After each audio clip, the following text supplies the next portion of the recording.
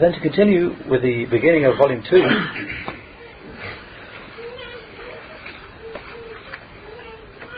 on point number 98, the saying of Imam al-Barbahari rahimahullah, وَأَعْلَمْ أَنَّ أَهْلَ الْعِلْمِ لَمْ يَزَالُوا يَرُدُّونَ قَوْلَ الْجَهْمِيَّةِ حتى كان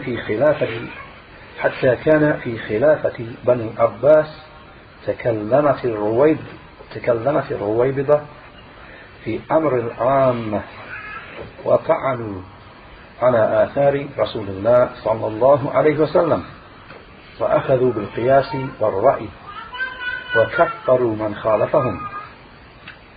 Saying of Abu Muhammad al-Barbahari rahimahullah, and know that the scholars did not cease refuting the saying of the Jahmiyyah until in the Khilafah of Banu Abbas, the lowly and despicable folk, the Ruwaybidah, spoke concerning public affairs, and they spoke against the narrations from Allah's Messenger sallallahu alaihi wasallam, and they adopted analogy and opinion, and they declared those who disagreed with them to be disbelievers. Shaykh Fawzan hafidhahullah, he said in explanation, he's saying وَأَعْلَمْ أَنَّ أَهْلَ الْعِلْمِ لَمْ يَزَالُوا يَرُدُّونَ قَوْلَ الْجَهْمِيَّةِ, and you should know that the people of knowledge did not cease refuting the saying of the Jahmiyyah. Shaykh Fawzan said, the Jahmiyyah, a definition of them has preceded already, that they are the followers of Al-Jahm ibn Safwan, who propagated the foul saying that the Quran is a created thing,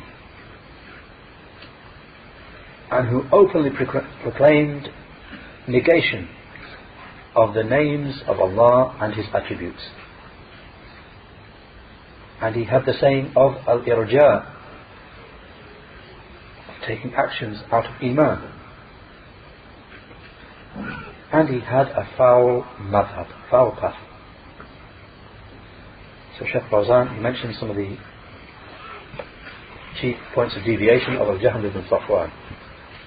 He's saying that of the creation of the Quran, he came with this saying that the Quran is a created thing. He came with denying Allah's names and denying His attributes, and he came with irja, actions are outside iman. He said, and he had a foul madhab, a foul path. So his followers are called the Jahmiyyah, as an ascription to Al-Jahm. And from the most repugnant, from the worst, most ugly of his sayings, of their sayings, is the saying that the Quran is a created thing, and negating, denying the names and attributes from Allah, the Perfect and Most High, and distorting the speech of Allah and the speech of His Messenger with falsehood, explaining it and distorting it with falsehood. So they, Jahmiyyah, they are the most dangerous of the sects and the most ugly of the sects, and therefore the people of the Sunnah and the people of knowledge did not leave them alone. Rather, they rebutted their doubts and refuted their sayings and demolished them. And this is present in the books of the people of knowledge. From them, Shaykh lists some of the most famous works of the Imams of the Sunnah in refutation of the Jahmiyyah. So he said from them is the refutation of Imam Ahmad ibn Hanbal rahimahullah upon the Jahmiyyah, and it is present and is printed. Al-Rad al-Zanadiqa wal-Jahmiyyah of Imam Ahmad. It's present, printed now, you can get the book. And from them is the refutation of Uthman ibn Sa'id al-Darimi upon Bishr al-Marisi al-Anif or al-Darimi Bishr al-Marisi al-Anif. Darimi's refutation of Bishr al-Marisi, and it is printed also. And from them is Bayanu Talbis al-Jahmiyyah of Shaykh al-Islam Ibn Taymiyyah. And from them is Ijtima' al-Jiyush al-Islamiyya ala Ghazw al-Mu'attilah wal-Jahmiyyah of Ibn al-Qayyim. So he mentions 4 of the books, after many books of the people of knowledge. Imam Ahmad's refutation of the Jahmiyyah, Ad-Darimi's refutation of Bishr al-Marisi, and Ibn Taymiyyah's Bayan Talbis al-Jahmiyyah, and Ibn al-Qayyim's Ijtima' al-Jiyush al-Islamiyya. Then he said, he's saying حتى كان في خلافة بني العباس. The scholars carried on refuting the saying of Jahmiyyah, حتى كان في خلافة بني العباس, until in the Khilafah, the Caliphate of Banu Abbas, the Abbasids. Shaykh Fawzan said, in the Khilafah of Al-Ma'mun, which was around the year 200 after the Hijrah, in the Khilafah of Al-Ma'mun, who was from the Banu Abbas, evil occurred. And those who are not suitable to speak, spoke. They spoke with regard to knowledge and with regard to the fundamentals. Those who are not suitable to speak, the people who shouldn't be speaking at all, began speaking about knowledge, about the fundamentals of the religion. And if a person speaks about something other than his own speciality,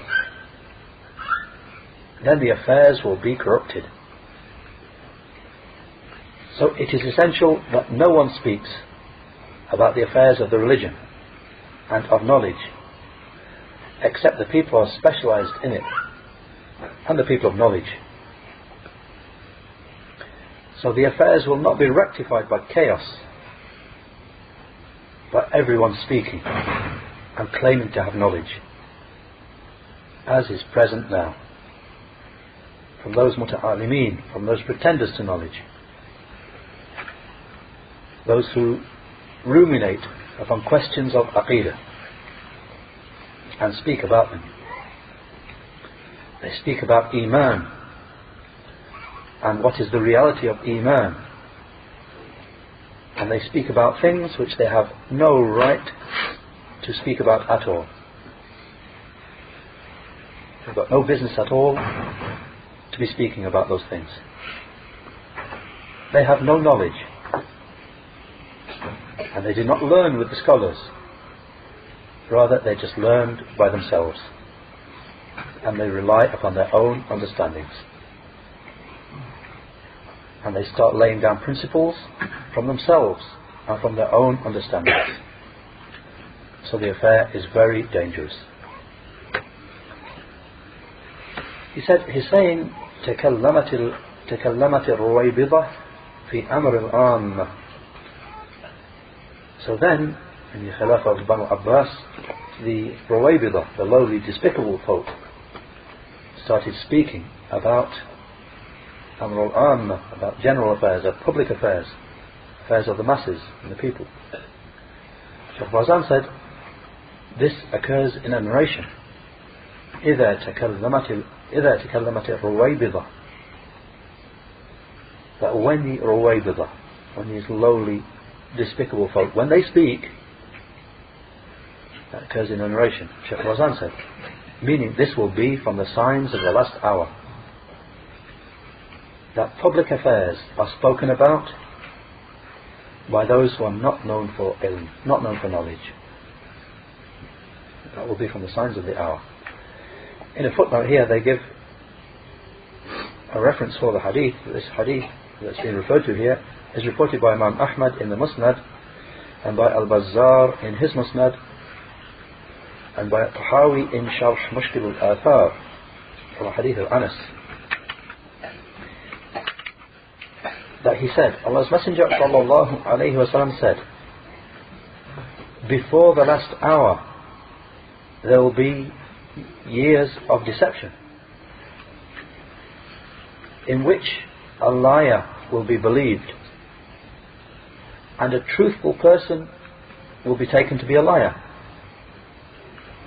and in which a treacherous person will be trusted,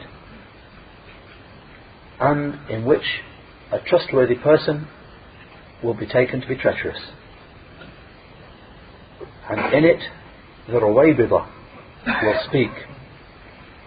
So it was said, who are the Ruwaybidah? So he said, the little evil one who speaks about the public affairs, the little evil one who speaks about the general affairs, public affairs. They mention, Al-Hafidh ibn Kathir said in Al-Nihaya fi al-Fitan wal-Malahim, his chain of narration is good.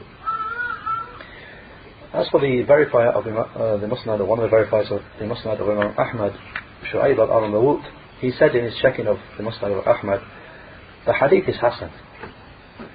This particular chain is weak as it contains Muhammad bin Ishaq, who is Hasan in hadith, meaning normally, but he was a Mudallis, and he reports it here with An-Ana. He just says from. He doesn't state that he directly heard it from his Shaykh. He said from him. So that is a weakness. But overall, he said the hadith overall, because of other sports meaning, overall the hadith is Hasan.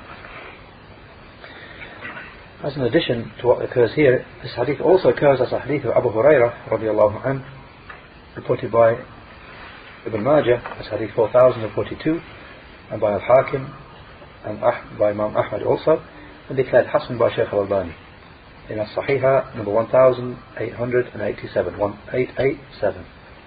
Shaykh Al-Albani declares it Hasan because it has a number of chains which support it. He also authenticates a hadith of Auf ibn Malik with a similar wording, radiallahu anhu. Auf ibn Malik radiallahu anhu, reported by Al-Bazzar and Al-Tabarani, and he brings that in as-Sahiha hadith 2253, 2253. So in other words, this hadith is reported from a number of the companions, radiallahu anhum. Back to what Shaykh Fawzan Hafidhullah mentioned, he said that this occurs in a narration that when the Ruwaybidah, the lowly despicable people, speak, that this will be from the signs of the hour, that they speak about the public affairs, those people who are not known for having knowledge. This is the Ruwaybidah, the lowly despicable folk, and their speaking is one of the signs of the hour.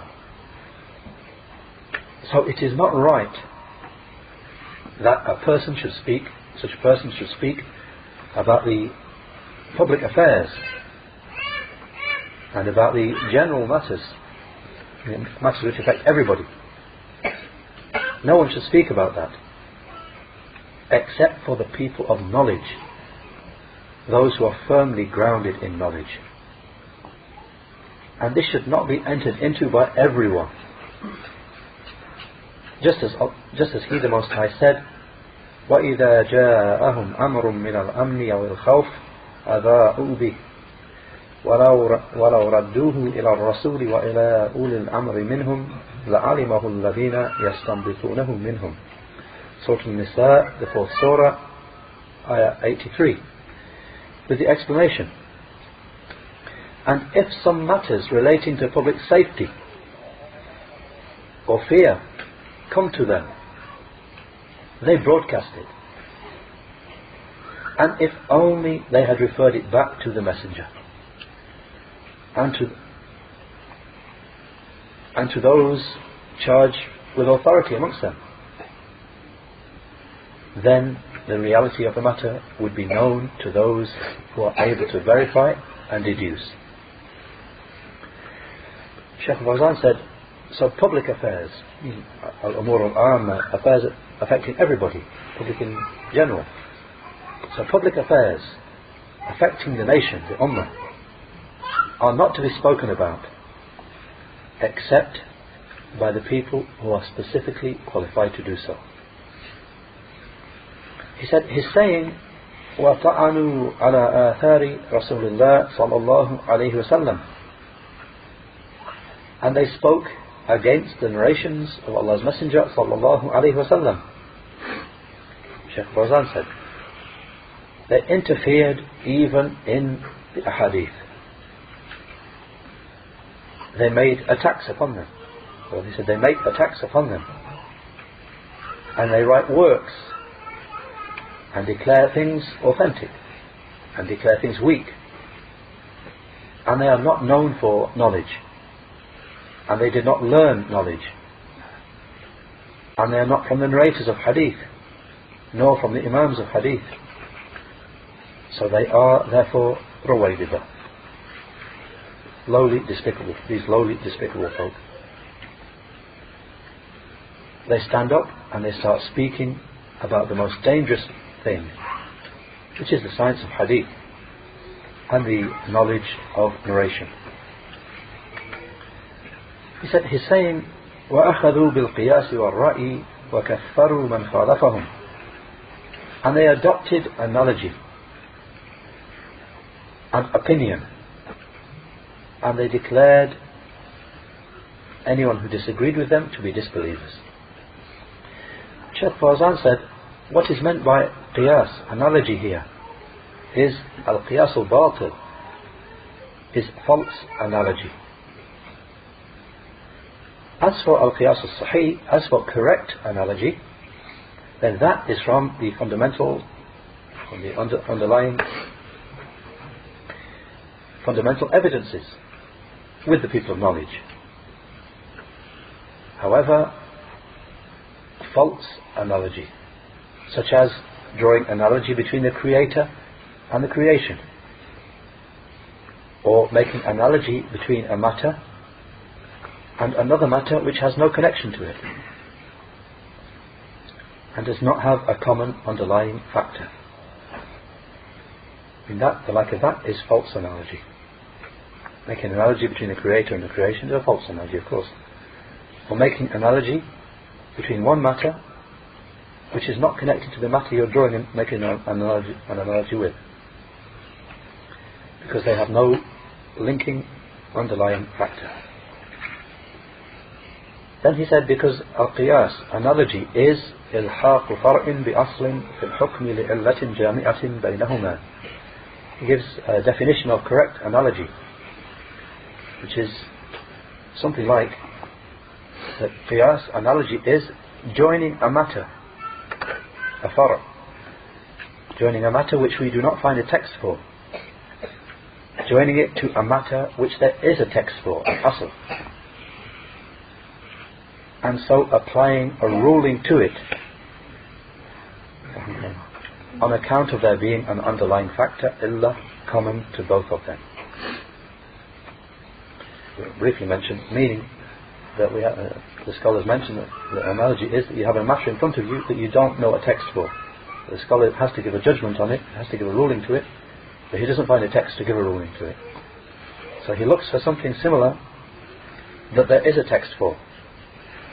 There's a definite text for that thing. And between the two there must be an underlying reason that is present in both of them. So that the one that we have the ruling for, whether it's, for example, it's something forbidden, then the reason it's forbidden is because of a certain reason. And we find that same reason present in a thing that we don't have a text for. So therefore we make an analogy. We say this thing that we don't have a ruling for, it has this underlying reason, this underlying cause, which is the same underlying cause of that thing over there, and that has a text to say it's forbidden. So therefore we make an analogy and we declare this thing forbidden, because they both have that common illah, that common underlying factor. So then the Shaykh finishes this part by saying, so if there is no illah, there's no common underlying factor common to both things, then it will be a false analogy, false and futile analogy.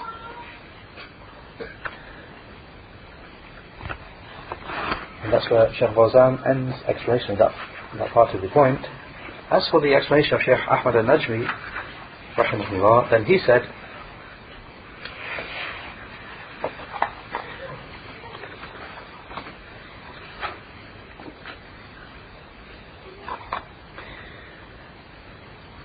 I'm to the beginning here, that the people of knowledge continued rebutting the saying of the Jahmiyyah until it was at the Khilafah of Banu Abbas. Shaykh Ahmad said, he was here narrating the condition that was present, and the Khilafah of Banu Abbas,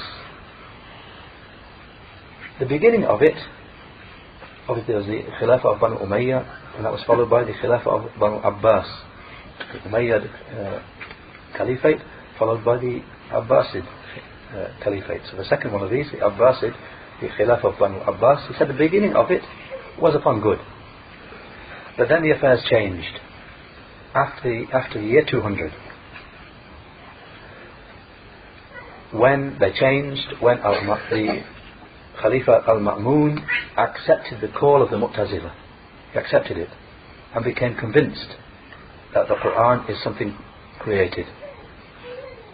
And he called the people of knowledge to accept this innovation and to accept this saying, which is kufr, disbelief. So therefore fitna occurred, discord, tremendous discord occurred, tremendous trial occurred, which continued after the year, from the year 200 onwards, and for 12 years of the Khilafah of Al-Ma'mun and Al-Mu'tasim and Al-Wathiq, until the Khilafah was taken on by Al-Mutawakkil al-Allah. So for these three Khalifas, Al-Ma'mun and Al-Mu'tasim and Al-Wathiq, this fitna continued. And then Al-Mutawakkil al-Allah came, and then the people of the Sunnah and the Jama'ah and the carriers of Hadith had some respite there. And it was the people of falsehood who were then curbed, put down. However, after Al-Mutawakkil passed away, then the Khalifs, the Khulafa, they lost their authority. After that time, the Khalifas, they began to lose their authority. And the Khilafah became just a name without any reality. I mean, if somebody was in the position, he's a Khalifa, he had no real authority anymore. And it became an outer form without a true reality behind it. And that was because the Turkic people, the Turks, they gained ascendancy. And they took hold of the reality of authority and came to actually control the Khulafa just as they wished. They could bring whoever they wanted and appoint him, and they could kill this one as they wished. And then after that, authority passed away from the Turks, the Turkic people, and passed to Banu Buya. Banu Buya. As a side point here, this Banu Buya, they ruled roughly from the year 325, roughly 325 after the Hijrah, till about the year 450 after the Hijrah. So then, after these Turkic people had authority, then it passed to Banu Buya, then to Al-Jarakisa, the Circassians, until the Khilafah was ended in the year 656. Referring to there, the Shaykh Ahmad, in the year 656, the affairs become so bad. That's when the Mongols invaded and they decimated Baghdad and burnt down the capital, Baghdad, and they killed the Khalifa in the year 656. So as the Shaykh said, that's when the Khilafah was put an end to. And then the saying of Umar radiallahu anhu was realized, it was seen in effect, that he said, we are a people who used to be the most humiliated people, but then Allah gave us strength and honor through Islam. So whenever we seek to attain honor by other than that which Allah gave us honor through, then Allah will humiliate us. In the footnote, I mentioned this narration had been reported by Al-Hakim in his Mustadrak, and he declared it authentic from Umar, and likewise Al-Dhahabi agreed. Then Shaykh Ahmad finished by saying, except for the fact that the Ahlul Sunnah wal Jama'ah and the people of Hadith and the people of true Aqidah have not ceased being established upon their Aqidah, not being harmed by whoever opposes them, And therefore he, meaning the author, Al-Barbahari, therefore he made an exception by saying, إِلَّا مَنْ ثَبَتَ عَلَى قَوْلِ رَسُولِ اللَّهِ صَلَّى اللَّهُ عَلَيْهِ وَسَلَّمَ وَأَمْرِهِ, the part that will follow inshallah, except for those who remained firm upon the saying of Allah's Messenger sallallahu alayhi wasallam and his command, or what he was upon, and his prohibition, to the end of the saying. As for the continuation of the point that occurs on page 9, then Shaykh, or rather Imam Al-Barbahari rahimahullah, he said, فَدَخَلَ فِي قَوْلِهِمُ الْجَاهِلُ وَالْمُغَفَّلُ وَالَّذِي لَا عِلْمَ لَهُ حتى كفروا من حيث لا يعلمون فهلكت الأمة من وجوه وكفرت من وجوه وتزندقت من وجوه وضلت من وجوه وتفرقت وابتدعت من وجوه إلا من ثبت على قول رسول الله صلى الله عليه وسلم وأمر أصحابه ولم يتخطى أحدا منهم ولم يجاوز أمرهم ووسعه ما وسعهم ولم يرغب عن طريقتهم ومذهبهم وعلم أنهم كانوا على الإسلام الصحيح والإيمان الصحيح فقلدهم دينه واستراح وعلم أن الدين إنما هو بالتقليد والتقليد لأصحاب محمد صلى الله عليه وسلم. Saying of Imam Al-Barbahari rahimahullah, so the ignorant, the inattentive, and the one having no knowledge entered into their saying. He's referring to what we've done before about the Jahmiyyah, and they're introducing false qiyas, false analogy, and their own opinions and the like. He said, so the ignorant, the inattentive, and the one having no knowledge entered into their saying. So therefore they entered into disbelief without knowing. And the Ummah was ruined in a number of ways, committed disbelief in a number of ways, committed heresy in a number of ways, and went astray in a number of ways. And it split and innovated in a number of ways, except for those who remained firm upon the sayings of Allah's Messenger sallallahu alaihi wasallam, and upon what he was upon and what his companions were upon, who did not go beyond what they had been upon, and did not overstep their affair. Whatever sufficed them sufficed him, and he did not wish to turn away from their way and their position. He knew that they were upon the correct Islam and the correct true faith, Iman. So he followed them in his religion and found peace. And he knew that the religion lies in following, taqleed, and that those who are meant to be followed are the companions of Muhammad sallallahu alayhi wa sallam. Shaykh Fawzan, hafidhahullah, he said, he's saying, فَدَخَلَ فِي قَوْلِهِمُ الْجَاهِلُ وَالْمُغَفَّلُ وَالَّذِي لَا عِلْمَ لَهُ. So the ignorant people, the inattentive ones, and the one having no knowledge entered into their saying. He said, meaning, the door was opened for everyone. The door was open for every Tom, Dick and Harry. لِكُلِّ مَنْ هَبَّ وَدَبَّ. The door became open for everybody. They began speaking about the affairs of knowledge. Right until now, as you know. I mean, that's continued from then, right until these days. As you know, on account of these satellite channels. I mean, these days it carries on account of these satellite channels. And this speech and this chaos with regard to knowledge has reached the extent that the common masses of people speak about the matters of knowledge,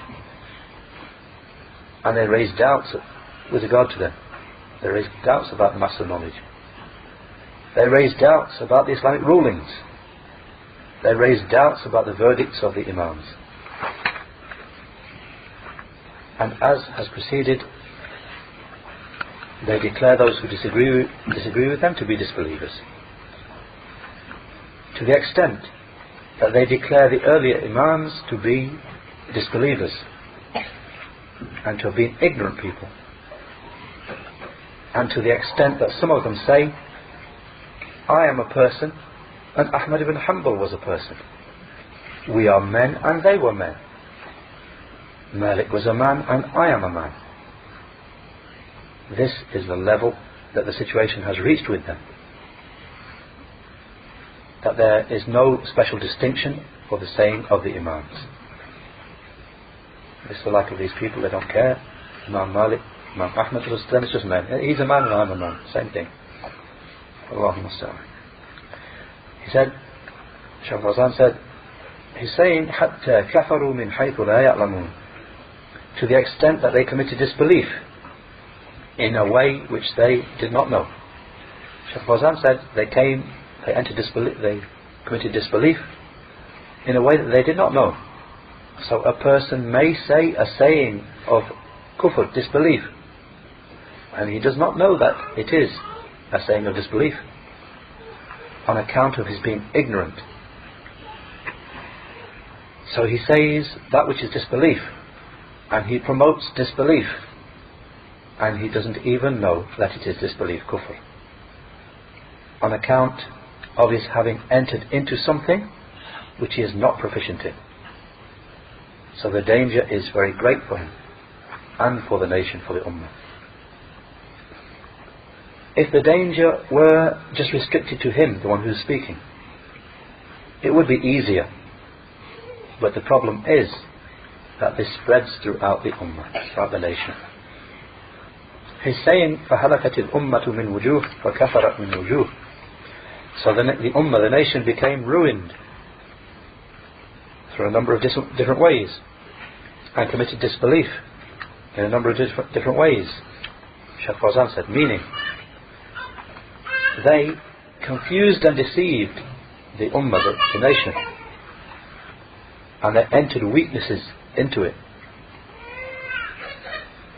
until there came to be from them those people who adopt sayings of disbelief, and they say these are sayings of scholars, just as they say about the saying of Al-Jahm and the Mu'tazila. They say these are sayings of the scholars, meaning people in the ummah.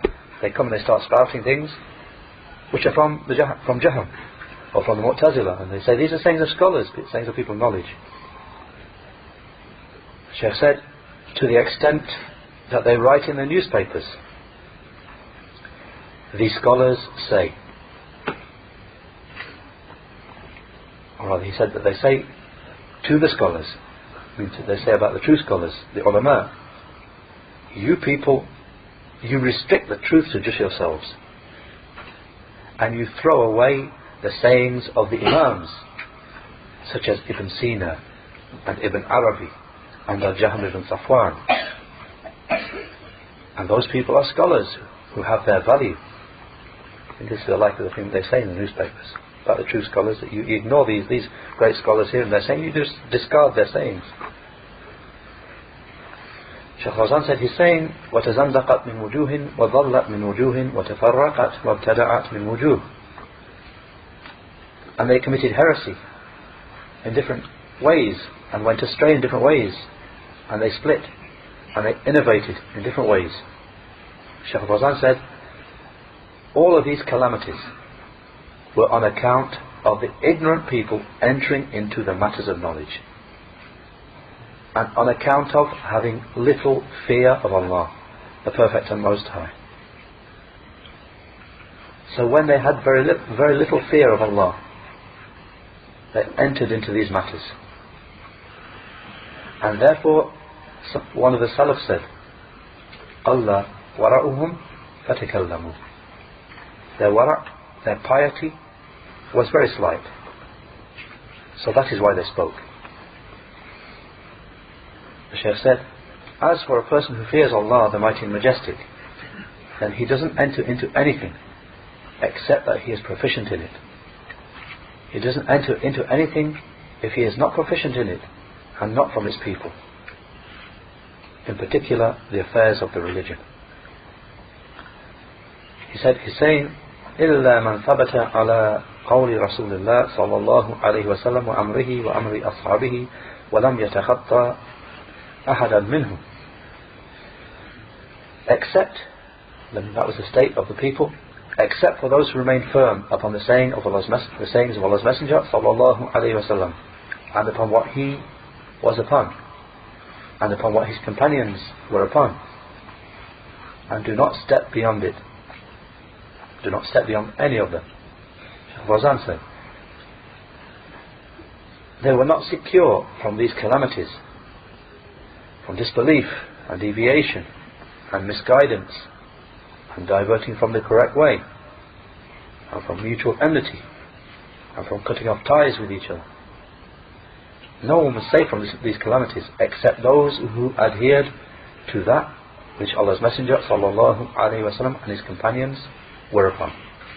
Just as he sallallahu alaihi wasallam said, وَسَتَفْتَرِقُ أُمَّتِي عَلَى 73 فِرَقَةً كُلُّهَا فِي النَّارِ إِلَّا وَاحِدَةً قالوا من هي يا رسول الله قال من كان على ما أنا عليه وأصحابي. Shaykh said, just as he sallallahu alaihi wasallam said, and my nation will split into 73 sects. All of them will be in the fire except for one. They said, who is it, O Messenger of Allah? He said, those who are upon that which I and my companions are upon. I mentioned the checking as preceded, and the hadith as we had before was reported by Tirmidhi and Al-Hakim and others, and declared Hasan by Shaykh Al-Albani. The Shaykh said, he's saying, وَوَسِعَهُ مَا وَسِعَهُمْ, and who found sufficiency in whatever sufficed them. And the person, first of all, on correctness, who sufficed himself, found as sufficient. What was sufficient for the companions? The Shaykh said, and it is the book and the Sunnah, and that which the Salaf al-Salih, the righteous predecessors, were upon, from the companions and the Tabi'een, and the most excellent generations and the Imams. However, the problem lies in those people who say, they were men and we are men, and their speech has no distinction over our speech. And that is the problem. These people who say that about the Salaf, they say they were men and we were men. Their speech is no different to our speech. The Shaykh said, he's saying, وَعَلِمَ أَنَّهُمْ كَانُوا عَلَى الْإِسْلَامِ الصَّحِيحِ وَالْإِيمَانِ الصَّحِيحِ, and he knows that they were upon the correct Islam and upon the correct Iman, correct true faith.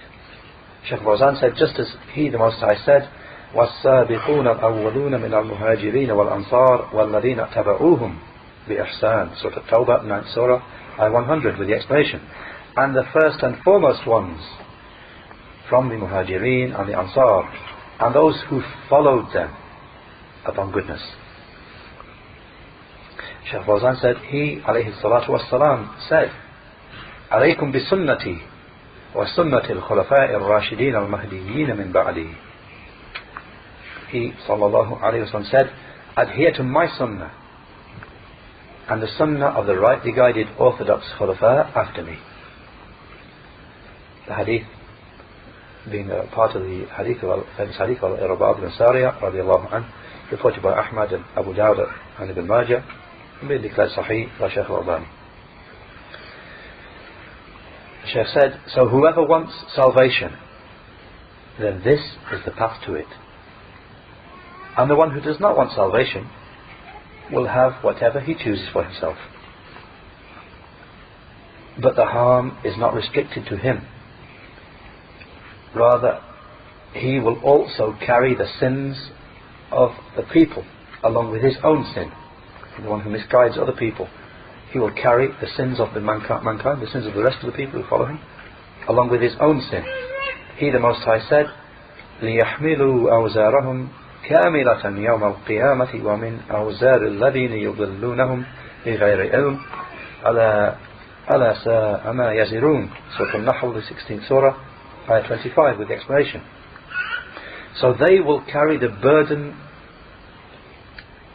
they will carry their burdens of sin completely on the day of resurrection. And the sins of those, and they will carry it from the sins of those whom they misled also, without knowledge. Indeed, what an evil burden they will bear. Shaykh Fawzan said, there is no doubt that the companions and the most excellent generations are the ones who were upon correct Islam and the correct religion.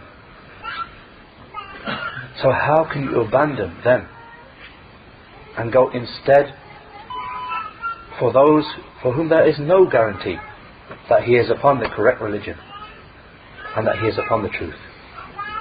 He said, he's saying, فَقَلَّدَهُمْ دِينَهُ وَاسْتَرَاحَ. So this person followed them in his religion and was at peace. Shaykh Fawzan said, قَلَّدَهُمْ, meaning he followed them, اتَّبَعَهُم, means he followed them. وَالَّذِينَ اتَّبَعُوهُمْ بِإِحْسَانٍ, same ayah as mentioned before, the explanation, and those who followed them upon good. So what is meant by taqleed is al-ittiba' here. What is meant by taqleed here is ittiba', following. He said, he's saying, وَعَلِمَ أَنَّ الدِّينَ إِنَّمَا هُوَ بِالتَّقْلِيدِ وَالتَّقْلِيدُ لِأَصْحَابِ مُحَمَّدٍ صَلَّى اللَّهُ عَلَيْهِ وَسَلَّمَ. And he knew, this person knows, that the religion is just in following, and that the ones to be followed are the companions of Muhammad sallallahu alayhi wa sallam. Shaykh Fawzan said, as we have mentioned, what is meant by taqleed here, here is correct taqleed, correct following, which is ittiba'. Just as Yusuf alayhi salam said, إِنِّي تَرَكْتُ مِلَّةَ قَوْمٍ لَا يُؤْمِنُونَ بِاللَّهِ وَهُمْ بِالْآخِرَةِ هُمْ كَافِرُونَ وَاتَّبَعْتُ مِلَّةَ آبَائِ إِبْرَاهِيمَ وَإِسْحَاقَ وَيَعْقُوبَ. So Yusuf, the 12th surah, ayah 37 and 38, with the explanation. Yusuf alayhi salam said, I have abandoned, I have left the religion of a people who do not truly believe in Allah, who do not truly believe in and worship Allah alone, and who deny the hereafter. And I have followed the religious way of my forefathers, Ibrahim and Ishaq and Yaqub. Ittaba'atu, I have followed it. Shaykh Fawzan said, so ittiba', following of the righteous predecessors, Salaf al-Salih, this is the truth. And there is no blame at all for following them. Indeed, blameworthiness is only for those who follow people who are not deserving of being followed, and who take as an example those who are not befitting to be taken as examples. And just finally, without going on too long, inshallah, Shaykh Ahmad al-Najmi rahimahullah makes a point here. He said, a point of slight objection to a wording. He said, the author is saying here, وَأْلَمْ أَنَّ الدِّينَ إِنَّمَا هُوَ التَّقْلِيدِ, and you should know that the religion is just taqleed. He said a point of objection is to be raised against him here for the wording, because taqleed means ittiba' bila dalil, means to follow without a proof. Means to blindly follow without a proof. So if he had said the deen is ittiba', use this word, the religion is to follow the book of Allah, the Mighty and Majestic, and the Sunnah of His Messenger sallallahu alayhi wasallam, upon the understanding of the Salaf of this Ummah, from the companions and Tabi'een and those who followed them upon good, from the bearers of hadith and narrations, this wording would have been what is correct, because it conforms to what Allah has commanded with in His book when He said, وَأَنَّ هَذَا صِرَاطِي مُسْتَقِيمًا فَاتَّبِعُوهُ وَلَا تَتَّبِعُوا السُّبُلَ فَتَفَرَّقَ بِكُمْ عَنْ سَبِيلِهِ ذَلِكُمْ وَصَّاكُمْ بِهِ لَعَلَّكُمْ تَتَّقُونَ. Surah Al-An'am, the 6th surah, ayah 153, with the explanation, and this is my straight way, فَاتَّبِعُوهُ, so therefore follow it, and do not follow the separate paths, the divergent paths which will take you away from His path. He has enjoined you with that so that you should be people who are dutiful to Him. The Shaykh said, and he says, اتَّبِعُوا مَا أُنزِلَ إِلَيْكُمْ مِنْ رَبِّكُمْ وَلَا تَتَّبِعُوا مِنْ دُونِهِ أَوْلِيَاءَ قَلِيلًا مَا تَذَكَّرُونَ. Surah Al-A'raf, the 7th surah, ayah 3, with the explanation, اتَّبِعُوا, follow what has been sent down to you from your Lord, and do not follow any others besides Him in disobedience to Allah. Little it is that you take admonition. Shaykh Ahmad concludes by saying, so ittiba, following, for the Salaf, those who were before us, upon the narration, upon proof from the book and the Sunnah, this is the truth, and Allah is the one who grants success.